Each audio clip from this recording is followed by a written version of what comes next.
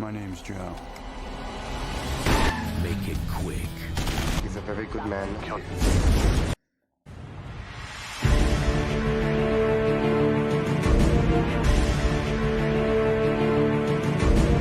Cerita ini dimulai di kota Praha, di mana Joe saat itu telah dipesan untuk membunuh seorang saksi mata. John ini adalah seorang yang selalu pergi sendirian, nggak selalu memegang prinsipnya. Dia tak mempercayai siapapun dan berpindah satu dari tempat ke tempat lainnya, tanpa meninggalkan bukti apapun. Bidikannya akan selalu tepat sasaran, taktiknya nggak pernah meleset dan perhitungannya selalu akurat. Dan yang terjadi,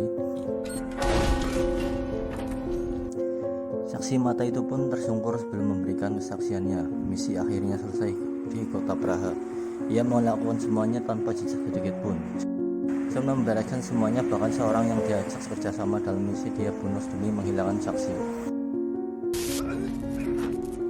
Tempat tujuan selanjutnya sekaligus misi terakhirnya adalah di Bangkok, Thailand. Di sana ia pun memiliki misi untuk membunuh 4 orang. Persiapannya pun sudah cukup matang. Tempat tinggal, kendaraan, dan akses kemanapun dengan mudah ia peroleh.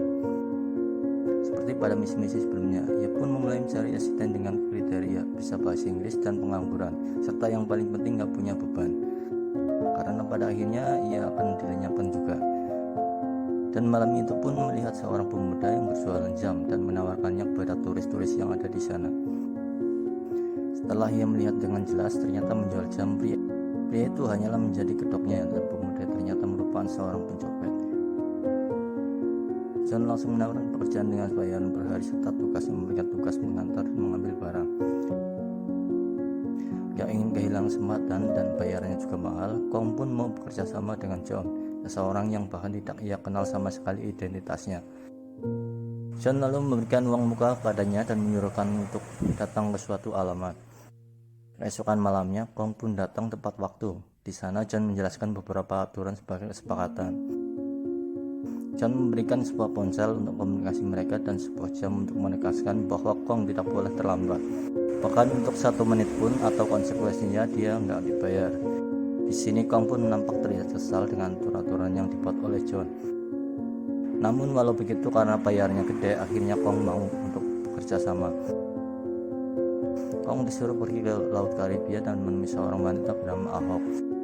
Setelah menunjukkan tanda X sebagai syarat, tugas Kong selanjutnya adalah mengambil paket yang diberikan dan membawanya langsung kepada John. Dia pun langsung melaksanakan tugas pertamanya. Sampainya di sana, ternyata Xiaomi ini cantik banget. Kong jadinya sampai terpesona pada pandangan pertama.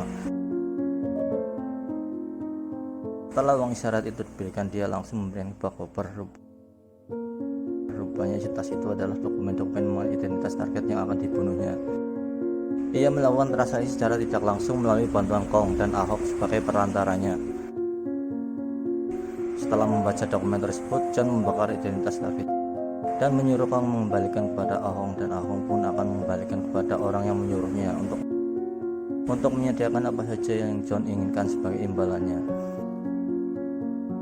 Klien ini merupanya adalah seorang bos mafia besar bernama Surat, dan orang-orang yang dia musnahkan adalah orang-orang yang dianggap saingan bisnisnya. Tanpa pikir panjang, dengan strategi yang sudah ia siapkan, John pun bersiap-siap untuk melancarkan aksinya malam itu. Dia sudah mengetahui posisi keberadaan targetnya dan waktu yang telah ia perkirakan. Berangkatlah John mengendarai motornya. John berhenti saat lampu merah menyala, dan dari jauh beberapa detik sebelum lampu hijau berganti, penyerangan itu pun terjadi. Setelah lampu hijau kembali menyala, ia pun berhasil melarikan diri tanpa ada seorang pun yang mengetahui bahwa ia penembaknya. Namun sayangnya, saat dia kabur, lengannya tersangkut ke sebuah besi karena menghindari anak kecil yang tiba-tiba di tengah jalan. Ketika mencari obat sebuah apotek di sana pun ia bertemu dengan seorang wanita cantik yang bisu bernama Raid yang sangat menarik perhatiannya. Dan sepertinya John di sini cepat jatuh hati oleh seorang wanita itu.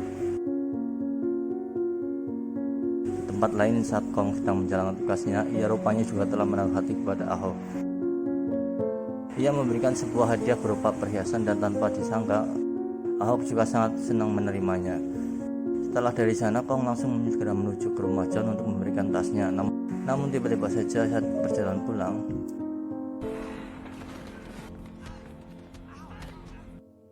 Saat itu sempat terjadi perkelahian karena Kong berusaha menyelamatkan tasnya. Dan untung saja ia pun berhasil kabur dan segera menuju ke rumah John. Di sini John marah karena keterlambatannya itu. Apalagi setelah dilihat itu ternyata tasnya terbuka. Kong pun membela diri kalau tas itu terbuka akibat ulah keterlambatannya. akibat ulah perampokan tadi. Dia juga minta maaf karena keterlambatannya, dan disinilah Kong baru mengetahui bahwa John merupakan seorang pembunuh bayaran. Dari isi dokumen yang sempat ia lihat secara tidak sengaja. Namun bukannya takut, si Kong ini malah memintanya untuk mengajarinya untuk menjadi pembunuh bayaran. Namun saat Kong mengambil momen berbahaya saja. Seharusnya sesuai dengan prinsipnya, John tanpa provokasian harus membunuh Kong di sini. Namun seorang John akhirnya melanggar prinsipnya sendiri. Ia malah membuka diri dan mempercayakan Kong tahu siapa dia sebenarnya. Karena ia seperti melihat ada sosok dirinya dalam diri Kong, dan sejak hari itu dia pun mau mengajarkan segala ilmu-ilmu yang ia miliki, seperti diantaranya cara menembak sekaligus bela diri untuk melumpuhkan lawan-lawannya. Beberapa hari kemudian identitasnya target kedua sudah di tangan John. Di sini Kong memberitahu kalau target tersebut merupakan mucikari yang jual ketua gangster terkenal di kota itu. Tanpa melibatkan Kong, di malam itu John langsung datang untuk menjalankan misinya. Dan seperti misi sebelumnya, rencana yang telah ia siapkan berjalan mulus. Di target pun akhirnya bisa dilumpuhkan dan ditenggelamkan tanpa jejak dan juga saksi mata. Pada suatu kesempatan John kembali pergi mendatangi apotek tempat wanita itu bekerja, namun kali ini bukan untuk membeli obat, melainkan untuk mengajak wanita itu pergi makan malam bersama. Sampai sini John melanggar prinsipnya yang tak pernah melibatkan perasaannya sebelumnya. Dan di sela-sela menunggu target selanjutnya, setiap harinya John makin dekat dengan wanita itu. Sementara Kong juga mulai mahir dalam setiap latihannya. Bahkan akhirnya Kong dibelikan motor sport untuk membawa paket selanjutnya. Saat Kong dalam perjalanan membawa paket target ketiga, tiba-tiba dia sadar kalau dirinya sedang dibunuti oleh mobil. Mengetahui hal itu, ia pun segera menelpon John, dan John pun langsung menyalakan untuk menukar isi tasnya dengan HP yang selalu ia bawa. Rupanya orang yang membuat tadi adalah klien John sendiri, yang ingin mengetahui di mana tempat tinggal John selama ini. Merasa kliennya tak profesional, jawaban akhirnya mengancam kliennya untuk kalau sampai anak buahnya berani mengikuti lagi, maka ia akan membunuh istrinya.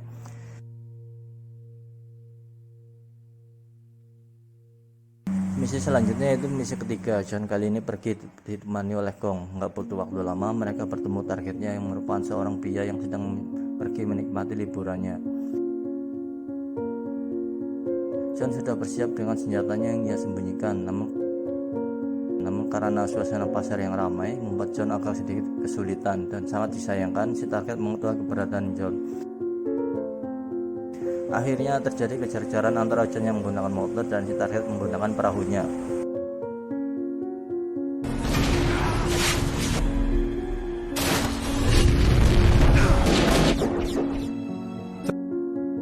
Setelah pembunuhan itu selesai, Kong sedang berada di rumah John untuk mengambil tas dokumen seperti biasanya. Di sana ia pun menonton berita dan memberitahu kalau orang yang ada di dalam berita itu adalah orang yang baik, yang disenangi seluruh masyarakat Thailand. Seorang politisi yang bertarung melawan orang jahat dan demi kemakmuran rakyatnya. Bahkan komunis ini terlihat mengagumi sosok yang ada di dalam berita itu, dan beralih ke suatu kesempatan terlihat John kembali berkencan dengan Rain. Mereka pun berkunjung ke kuil, dan John pun di sini begitu mengagumi Rain yang lugu dan baik terhadapnya. Malamnya di suatu taman, Rain sempat menuliskan pesan kalau ia sangat senang bersama John. Namun tiba-tiba saja di sana John secara tidak sengaja membuka kedok dirinya ketika beberapa hari orang sedang mencuri dompetnya. Mengetahui hal itu, Rain terlihat ketakutan dan tak menyangka kalau dia memiliki senjata dan melakukan hal sekejam itu. Sejak malam itu pun Rain pun tak mau lagi ditemani oleh John. John pun semakin galau dan benar-benar sia-sia. Dalam kecewanya, ia pun akhirnya memutuskan untuk kembali dingin terhadap semua keadaan yang akan dilalui ke depannya. Bahkan juga terhadap Kong yang saat itu datang ke rumahnya. Misi keempat sekaligus misi terakhirnya kini sudah datang. Tas itu pun dibuka, dan betapa terkesannya John ketika melihat target selanjutnya adalah seorang politisi baik hati yang yang diperlihatkan dalam berita TV Tempo Hari. Dia yang kemarin dingin tak peduli dengan hal itu dan kembali bekerja sendiri untuk melakukan survei lokasi pembunuhan. Karena seseorang tarik kali ini akan sangat beresiko, Surat akhirnya memerintahkan anak buahnya untuk mencari tempat persembunyian John. Dengan tujuan setelah selesai, maka semua saksi termasuk Kong akan mereka habisi. Rencana surat itu pun dimulai dengan penculikan Kong dan Ahong. Di sana Kong dihajar habis-habisan dan diancam jika tak beritahu maka Ahong akan disiksa. Sementara itu di sisi lain, politisi kebanggaan rakyat Thailand terlihat sedang berdiri teriak di tengah kota yang terlihat melambaikan tangannya menyapa semua kerumunan warga dan di kejauhan John sudah berada di posisinya. Namun ia malah tertegun dengan senyum bahagia dan antusias para warga yang ada di sana. Di sini nampak tidak tega dan terus memikirkan karena kembali teringat dengan Rain yang begitu baik padanya. Terlalu lama terdiam di sana, keberadaan John akhirnya diketahui oleh pasukan pengaman yang juga berada di tempat tersembunyi. Dan kejar-kejaran pun terjadi lagi dan untungnya John berhasil masuk ke dalam kerumunan warga dan menyamar sebagai wartawan karena misi gagal setelah ia pun berencana untuk meninggalkan Thailand. Namun saat bereskan barang-barang tiba-tiba mendengar ada beberapa langkah kaki. John mengetahui bahwa ia sedang disergap, lantas melemparkan bom yang telah ia rakit sebelumnya.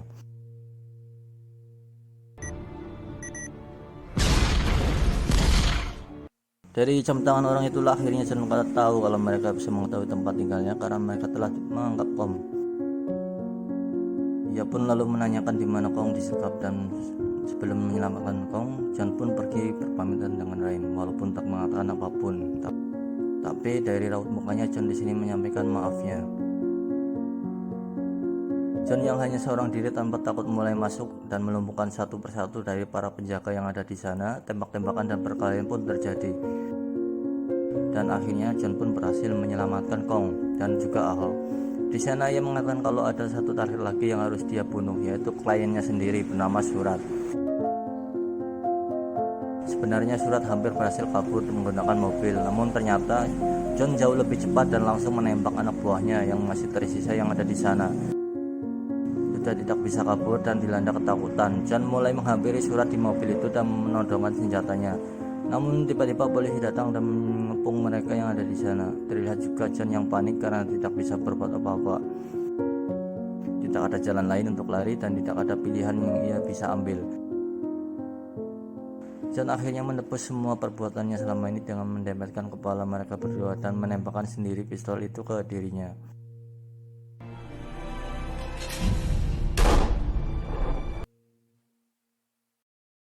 Film pun berakhir dengan menampilkan kondisi Kong di sisi sungai. Menurutmu apakah Kong akan menjadi generasi penerus pembunuh bayaran itu?